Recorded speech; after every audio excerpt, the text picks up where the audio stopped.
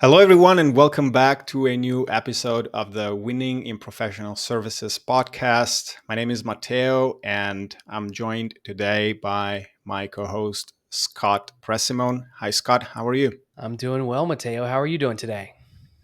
I'm doing good, and I'm excited for the topic we're going to cover today. Today, we're going to be covering bottom of funnel content for professional service companies. And right before this press and record, we were just talking a little bit about what we think about um, professional service companies' bottom of funnel content. And initially, we had maybe a little bit of different opinions on where maybe professional service companies today we see them focusing most of their efforts in. Is it top of funnel? Is it bottom of funnel? How are they actually using bottom of funnel content? And before pressing record, we just thought, okay, we really think that bottom of funnel content is probably the place where most professional service companies should start putting their investment of time and money today, if they're really probably starting from scratch. But maybe what we're going to be discussing a little bit more in depth later on is how should this bottom of funnel content be developed, and what do we really imagine a professional service company do when it comes to creating bottom of funnel content, um, in collaboration maybe with other departments within the company. So if we think that bottom of funnel content is going to be developed by maybe the marketing team, who else is going to be involved in this sort of bottom of funnel content creation process? Any initial thoughts on this, Scott? Yeah, well, first, I think it's important because we're using marketing terms and whatnot just to define this a little bit. So, bottom of funnel content, as you put it, Mateo, it's the linchpin of a website sales funnel. So, if we think about it's the content that's going to help people make the purchase, right? It's going to get them over the edge. So, if we're imagining a funnel, and again, I know this is familiar to a lot of you, but I just want to make sure everyone's clear on this. Top of funnel is when it's people you're kind of broadcasting your company out there through social media, white papers, and whatnot, and just making them aware that you exist. Middle of funnel is when a person who's visiting your website or now aware of you is considering whether or not they might want to work with you. And then bottom of funnel is when they're making that final decision. So you're trying to get people to go through that process of awareness to consideration to decision. Now, there in the marketing space, there are a lot of different variations of this. Maybe there are 4 stages of the funnel. Maybe it's a cycle that you go through as opposed to a funnel. So there are just different ways that this is phrased, but hopefully that from the start makes sense. And of course, we're today focusing on that bottom of the funnel decision stage. I might want to pick you, or I might want to pick your competitor. And what sort of content might we create in that stage to help get people to purchase our product or service? Yeah, and like you said, I think maybe going back again a little bit on sort of the shape of the funnel and the three main stages of the funnel. And let me know if you agree with me, but I imagine that the top of funnel content is more informational type of content related to the industry in which we are in. Middle funnel content is more maybe case studies, or it could be, you know, information related to our services. And then bottom of funnel content is more pricing pages, maybe it's comparison pages. And generally, from my experience working with professional service companies, but this is fairly true across other industries as well, whomever is going to visit your or consume your top of funnel content is generally going to be less targeted than whomever is going to consume your bottom of funnel content. And this generally is simply because top of funnel content is more broad and more generic. Yes, it could be related to your industry, but doesn't necessarily answer a very specific, or actually, it does answer specific questions. It just doesn't target the people that are ready to buy the service potentially that you are referring to in that particular top of funnel piece of content. So they might still very far away from taking a purchasing decision. Yeah, I think that's a great way to put it, Mateo. And one other thing that I think we should highlight is that as marketers, we often talk about these stages people go through. It is also true that people can bounce around these stages, right? So someone's not gonna first download your top of funnel content and then always go to the next stage and then always go to the next stage. They can bounce around, they can choose a competitor, and then they're not happy with that company and they come back through your funnel. It's never perfect in the pathway that an end customer is going to take, but it still is helpful as a leader, an owner, or a marketer to still be thinking in these terms so that you can fill in these gaps. Or more importantly, I think what we're focused on today is focus on the right thing first. So instead of saying we need to create 50 pieces of content, we need to have all this stuff filled in, instead it's what's the area that's going to have the highest impact. And I think that's one of the reasons that you decided to focus on this topic today, right, Matteo? Yeah, you're right. And I agree with you on the sort of erratic behavior of buyers. It's never a linear sort of journey from top to bottom of funnel, especially in a B2B space. There's so many other variables that go on during the sales process, the buying process of a high value service, like that professional service companies sell.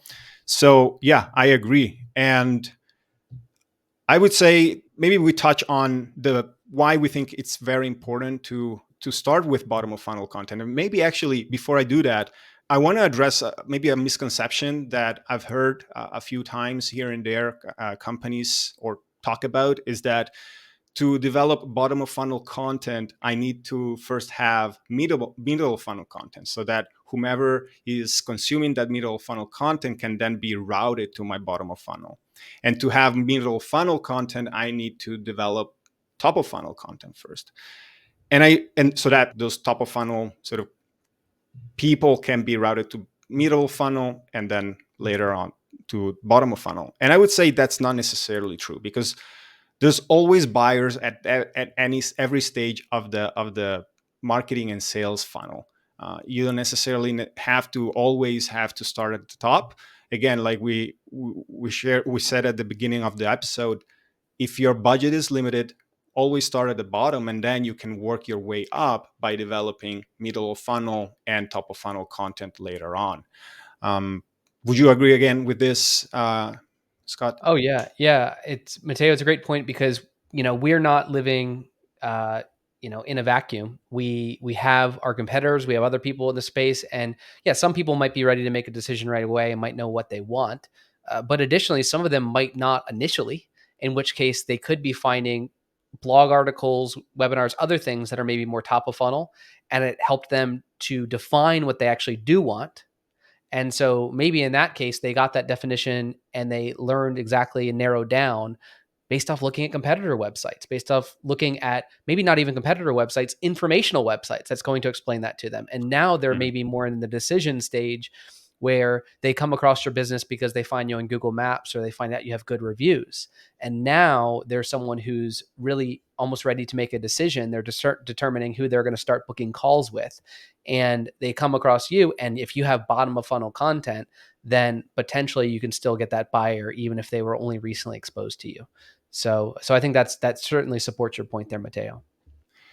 And actually, I would love you to maybe share a bit more about what you and I were discussing before recording the episode on, okay, now we are focusing on creating this bottom of funnel content, which is really the ultimate piece of content that is going to help a potential buyer decide whether we are the right company for them, right? How would you go about developing highly effective bottom of funnel content? How should the marketing team and potentially other departments develop this type of content? Because this goes back into why bottom of funnel content becomes so important later on. Yeah. So our initial discussion, Mateo, was about the main challenges that we've seen companies face, which is that they're spread too thin. And so we were saying, hey, look, if we have all this content, we're trying to take on bottom, middle, top of funnel. Well, now all of a sudden, a marketing team of 2 or 3 is just not enough. So if we're saying, well, hold on, let's actually focus on bottom of funnel, but we are also not living in a silo. There, to answer your question, Mateo, there are other teams that should be doing things as well. And that team where we're going to get a lot of this key information on is going to be your sales and or BD. So your business development, your sales, if you're working in the B2B professional services space, chances are you should have a business development manager of some sort.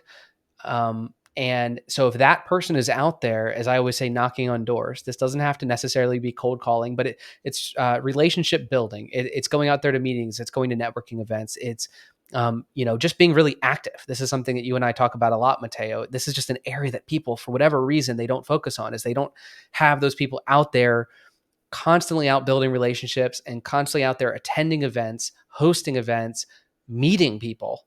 And when you have that, well, then you have someone who is going to know the bottom of content information, bottom of funnel content information that your marketing team should develop.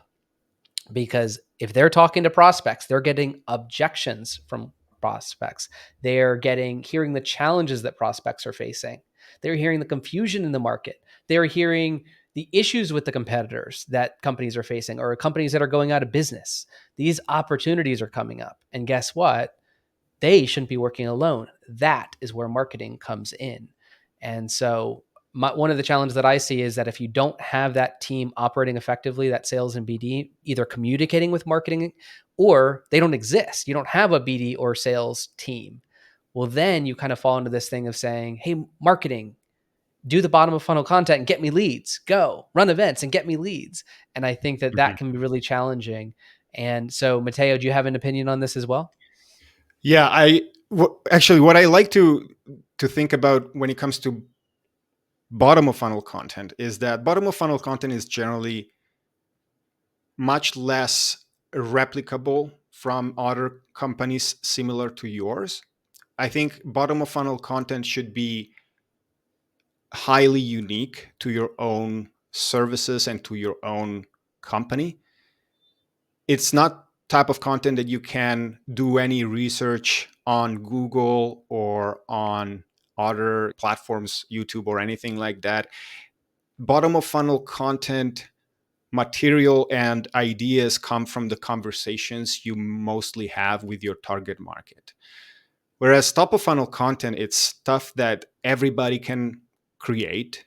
Pretty much all the information is already existent. You can simply just repackage it in different ways, and then you have your sort of your unique spin on a particular query that somebody maybe in, I don't know, in the finance space, if you are a financial firm, would ask based on something that they're wondering how to file their taxes. Maybe that's a top of funnel piece of content, but specifically to your own company, then it's really more about who are they going to work within your organization when it comes to filing taxes. How much effort are you going to require from your client to file their own taxes? What are the particular type of obstacles most of your prospects face when it comes to filing taxes related to a specific industry? Those are mostly bottom of funnel content ideas that come from the conversations you have with your target market. And that's where I feel like there's a big difference there. I don't know if I've answered your question, Scott, but that's maybe one particular thing I think it's worth mentioning is that bottom of funnel content really just comes from having those conversations with your prospective clients. And then from there, your business development team or sales team works in collaboration with the marketing team to facilitate creating this type of content. It's not that the marketing team can know what your prospective customers' issues are. It's very hard to find that type of information just by trying to reverse engineer their psychology or anything like that. Yes. Yes. And in fact, when you just said that it's difficult to Google this sort of thing, that's another thing that I sometimes see happen where people are missing this connection between sales and marketing. Companies are missing that. And they say, hey, marketing, go out there and I saw a good pricing calculator. Go make one like that. Right. And there's this thing of go out there and Google what the competitors are doing. Right. And duplicate it. It's like, well, no, it's going back to your example, if it's tax related, let's say it's H&R Block, if they're competing with TurboTax, and this is US centric, right? But you have two competing companies. If it's H&R Block and TurboTax, well, H&R Block needs to know what are the things that people dislike about TurboTax. Those come through conversations that they have. They go through deeper research. That's not something you necessarily just Google. And so then you can start to make those comparisons and say, maybe we could create a page on our website, or maybe we can create a PDF of some sort that's doing a comparison table of what you can get from H&R Block that you can't get from TurboTax. And so that is going to be more customized. That's going to be more team oriented, where you're having those conversations to extract that. Because, like I said, a marketing team shouldn't just be coming up with the table themselves. They should be talking with people to determine what's the angle we can come at here that we are Mhm. actually going to stand apart, but we're also going to be honest about our limitations. Okay. So that's team effort. That is not a marketing team only effort. And so I really like what you're saying there, Mateo. It's that this is not easy stuff to replicate. It's not easy stuff to Google. Stuff that you can get pretty creative with, to be honest with you. I think that this is a time for creativity to shine, is to say, how can we set ourselves above our competitors? How can we overcome this common objection in a really creative way? How can we do Mhm. this stuff less so than educating them on the industry as a whole, which is more top of funnel, right? We're educating them on why us, why we are the right decision. And so that's very unique to each company. Yeah, and I agree. And then once you have had enough sales conversations or even just customer development type of conversations, I think content ideas will just come very easily. I think even with technology nowadays, it can be much easier than it used to be to actually extract this type of information. If you're having, say, Zoom calls or even phone calls, and you're able to record those conversations, I think it's easy to then extrapolate common themes over those conversations. And what you'll probably find if you're working within a specific industry or with specific type of companies, the type of issues your prospective clients have will end up sounding very similar to each other. And so once you start developing this type of content, you can then use it to preemptively answer those type of questions your prospective customers are going to have in the future. So how are you going to use this type of content? Well, first you can use it once you have new leads into your database. You can email them answer to frequently asked questions related to your services, and those are things that maybe other prospects have asked you in the past, or have complained about not knowing enough in the past, and you have taken the time to answer those questions, and then you take the time to preemptively answer the questions your new prospective customers are going to have. So I think that's very powerful. It establishes you as a business that cares about the potential risk that your prospective customers are going to incur, um, if they even consider wanting to work with you. I'm sure a lot of new prospective customers, especially when they start working with or consider working with a new professional service company have a lot of doubts, because like we talked about in one of our previous episodes, in a professional service company client relationship, the client is usually the one who is taking most of the risk, right? There's no free trial. So how do we eliminate that, insecurity, that risk of working with us, of partnering with us? And I think bottom of funnel content can really help with that. Yes. So the actions that a company can take if they're not doing this already is, one, obviously do this if it makes sense in your industry, but recording calls, I think, is a great starting point, because that's another thing that I think can be a challenge is, hey, the marketing team might say the sales team's not sharing these things with me, or I'm trying to attend a sales meeting so I can better capture the information that I'm not getting from the sales team. And so people do get busy. Now, ideally, as a leader in the company or as the owner, you are making it clear to sales that marketing is not just there to be an assistant to them. It is a collaborative effort, and it needs the information needs to flow both ways, right? But a shortcut to this is honestly to have the call recording shared. Again, assuming that's legal in your area and you're able to do that, that's not going to deter people from having calls with your sales team if the call is being recorded. Assuming you can, that is a hugely valuable thing to do. And the other kind of tactical thing that I'd say would be useful once you record it is use a tool like otter.ai, which has been around. I've been using it for years and years and years, but it's only getting better at transcribing all the calls.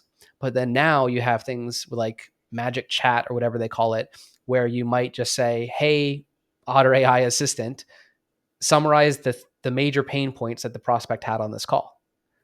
It'll list it right out, right? Um, So I think that using that is a great way to say, now we can use that in some of our marketing collateral. And the other point that you made there, Matteo, is answering questions or overcoming objections preemptively. Now, I would argue on a sales call, you probably shouldn't interrupt the prospect and say, "Oh, I know exactly what you're going to say. You're going to say this," right? It's like let the person speak, and I guess any people in sales understand all that. But let them speak. But when you can answer their question preemptively, when you can say something like, "I know what you're probably thinking," dot dot dot, and then you overcome that objection. Now they're going to be thinking, "Oh, you actually do understand me." And what does that come from? That comes from all the past sales calls. That comes from all the past things. And you're using that to say, I actually do understand where you're coming from. And sorry, the last thing I'll say in this to double down is being radically transparent. That's a term I use very often, probably from Ray Dalio's book and whatnot. But being radically transparent and overcoming the objections you don't even want to overcome. So let's say that you're thinking pricing is like a hot topic area, or you have to explain why your prices are more expensive than competitors or something like that. I think people can sometimes be fearful of sharing that stuff too much because they think, but I'm opening up new challenges to overcome. But I would argue in a lot of cases, those are things that your prospects are thinking about. So you're better to air it out and overcome it preemptively, because they might not share with you the objection they have. But if you already have overcome that objection, then share it with them and overcome it, because now it's not below the surface. You've lifted it up to the surface. And I think that's one of the best ways to sell, is to be an advisor, a guide, consultative selling, where you're sharing what it's like to be them. You understand what it's like to be them, and you're helping them overcome it. And so, if sales and marketing can work that way and be very transparent with everything, then chances are you're going to be known as that company that shares more than everyone else. You play it by a different set of rules. You play a different game. Everyone else is a commoditized thing and they're hiding their pricing. You're the ones that don't hide your pricing. Everyone else is hiding the common problems people have with people in your industry that are selling similar things. You're right out there with it, and you share it all. Which one is going to seem like the company they might want to go with? I love the idea of being radically transparent. I think that's probably the one of the characteristics of bottom of funnel content that is probably most important. The way I see it, are there other characteristics, in your opinion, Scott, that bottom of funnel content um, should be like, or any other thing that you think bottom of funnel content should be focused on? Well, I don't think you should be too fearful of asking for the sale. Again, this Mhm. is more for the sales team, but it could also be in bottom of funnel content. It could be a get started, buy right now sort of thing. Now, you don't want, let's say, if they download some bottom of funnel content, you don't want to be emailing them every day saying buy now, buy now, buy now. But I do think that once someone has made it to that stage in the funnel, you don't necessarily want to be shy from asking for the sale. And so that's something that I think don't, I mean, similar to what we said about websites and things, sharing the process, what happens next. If you can share with them what's going to happen next, how do you make the purchase, what happens after you make the purchase, I would say that bottom of funnel content should be very good at describing all that stuff and not shying away from that. I love that. Yeah. Um, Yeah, going back again to the idea of being transparent, I think we talked about this also in one of our previous episodes. Uh, Again, it really depends on the type of bottom of funnel content you are creating. Again, maybe some of the ideas would be worth sharing. Some of the sort of bottom of funnel content ideas in a bit. But again, be very clear, like you said, about your pricing, being very clear about the obstacles that potentially the buyer is going to go through during the process of working with you. There could be some challenges along the way that they'll be facing. Just be very honest about those as well. Um, be clear about who is the right type of customer for your firm.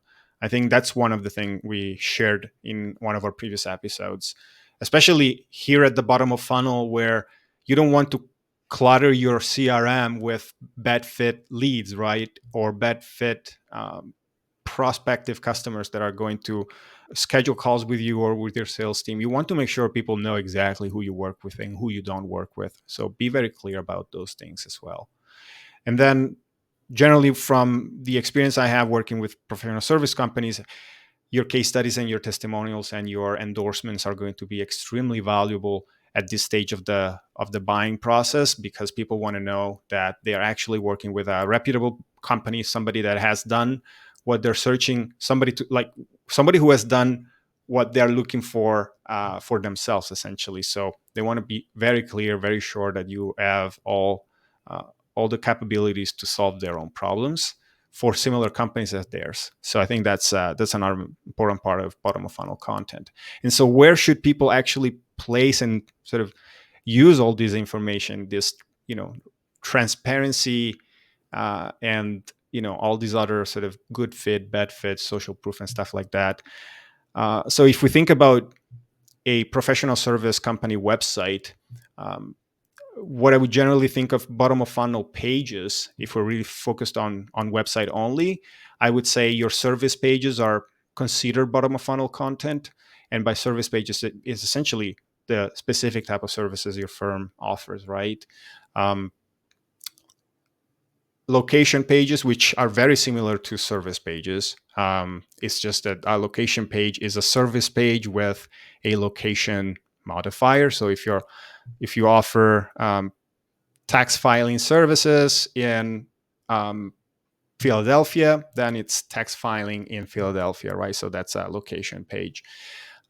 Case study pages, I think the most important ones to me, other than this sort of obvious ones, are frequently asked questions pages, which again, you could have frequently asked questions within each one of your service or location pages. So it could be that you offer a specific type of service, and for each one of those services, there are frequently asked questions from your previous customers or previous prospects that you definitely want to answer on those pages.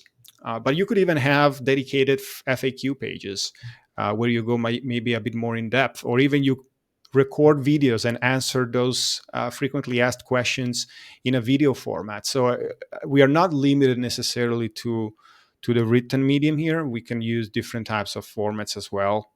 Your about page also could be a very well developed bottom of funnel type of content page.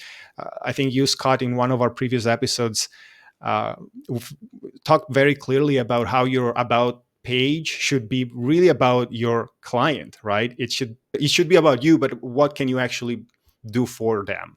And so in the about page, you could actually make sure that you're addressing specific questions that your target market has with regards to your company specifically. Other types of content types that you think would be worth mentioning, Scott? Yeah, I think we were talking a bit about using a TurboTax and H&R Block example, a comparison page. And you'll see this Mhm. more often in SaaS companies. But if you have a competitor that you're willing to put on your website and say, how does X compare to Y? How do we compare to this competitor?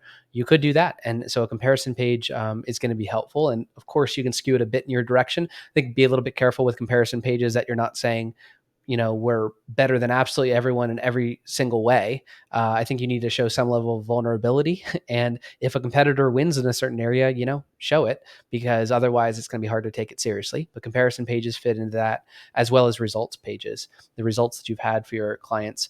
One other thing I thought of when you were sharing some examples there, Matteo, is that to that same point I just made about a comparison table, showing some vulnerability is helpful, but also showing the hesitation that some of your happy clients had before continuing with your product or service, right? And professional services, the services that you're providing.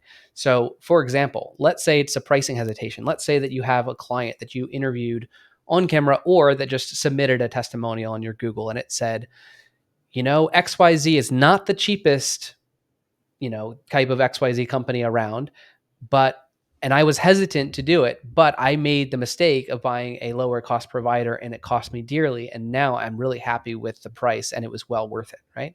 And so the testimonial like that is going to say, hey, we're not the cheapest. It's from your customer's point of view. We're not the cheapest, but a hesitating customer that was hesitating on price later on decided the price was worth it.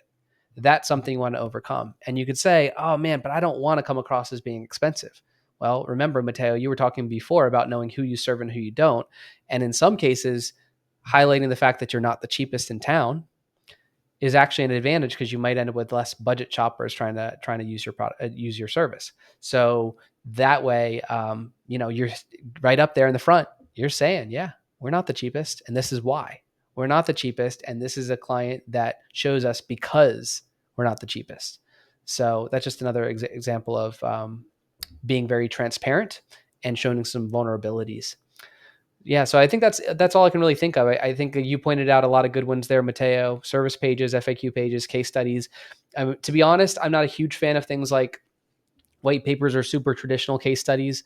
I think that if you can tell a story a little bit better, so maybe, well, let's just use case studies as an example. You could say the situation, how the situation was overcome, the result of it. Or you can keep a pretty basic case study format, but if at all possible, don't have it look like an old traditional paper that you have to download. Like, yeah, tell a story of a customer. Maybe that's a case of, I like to often emphasize the people side of the business. So maybe your case studies are emphasizing the person that had the problem in the company that you're servicing, the person from your team that helped them in this way, the other person in your team that helped them in that way, and then the conclusion.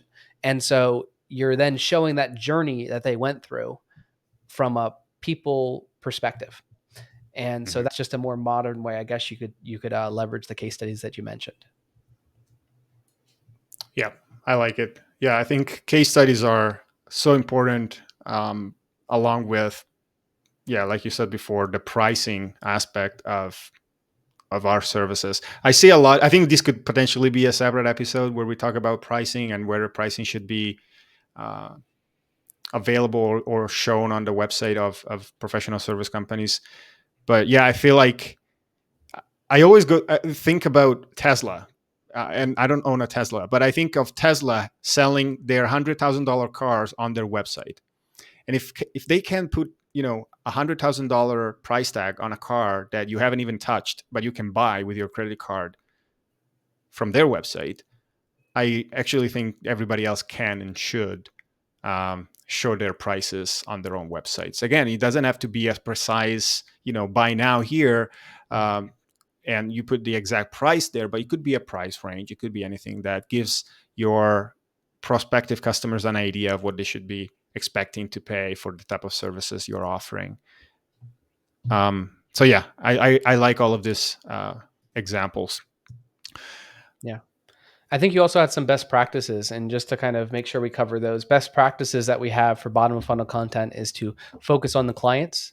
So Mhm. remember, clients first. Even we talked about the About Us page. It's about them. It's not about you. It's about how you can help them. So if you have certifications and you have a certain motivation to starting the company, great. You have a certain team, great. But then how does that help your client? So think about focusing on clients, building trust, highlighting the results that you've had. Anytime you're going to be vague, we helped clients do this, that's one thing, but saying we helped the client this in this way get this exact result, get this many, save this much money on their taxes. Our go-to for examples, Mateo, are always taxes, but save a certain amount on taxes, but with an actual number, the average amount we save, the average number of things that we overcome, whatever it is, the average time it takes us to resolve an issue, just include highlighting those results, and then also prompt them to take action. I know I touched on this, Mateo, before, but I think you do a good job highlighting this, is that we don't have to be scared to tell them what to do next. We don't have to be scared to tell them how to um, continue and start a relationship with us or take that first step.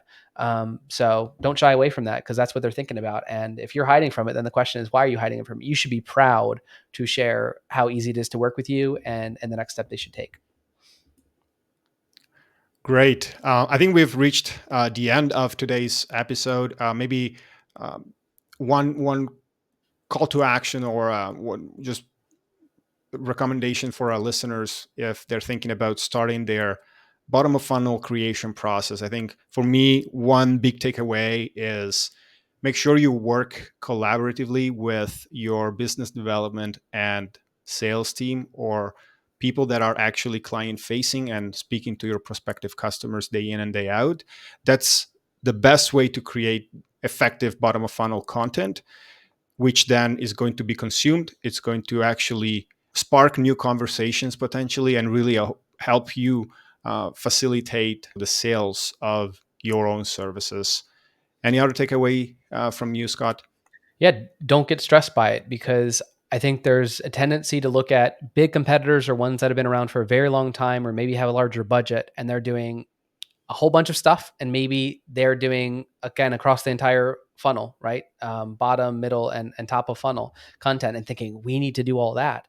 And I think the really point that we're trying to emphasize here is that you have to start somewhere, and you don't want to spread your team out too thin. A simple example of this would be, I know what we need. We need a YouTube channel. We need a podcast. We need to run events. We need local events. We need this. We need that, right? You can get into this thing where everything is just, it's just going to spread the team way too thin, especially if you have a small team. So what we're saying is, what's the first thing to focus on? It's to focus on empowering the sales and BD.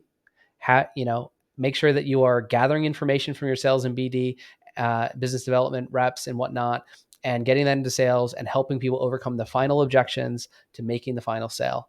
And then you can work backwards from there. But don't get stressed about it. Don't try to take on too much at once. Focus, focus, focus. That's the biggest lesson right now, is that if you focus, you're going to see results, and then you're going to be able to invest in some of those other areas versus trying to take it all on at once. All right. Thank you so much, Scott. And thank you all for tuning in today. Feel free to leave us comments or reviews wherever you're listening or watching this episode. And feel free to reach out to us as well if you have any particular topics you would like us to cover in future episodes. That's it for today. Thank you so much. See you soon. Bye.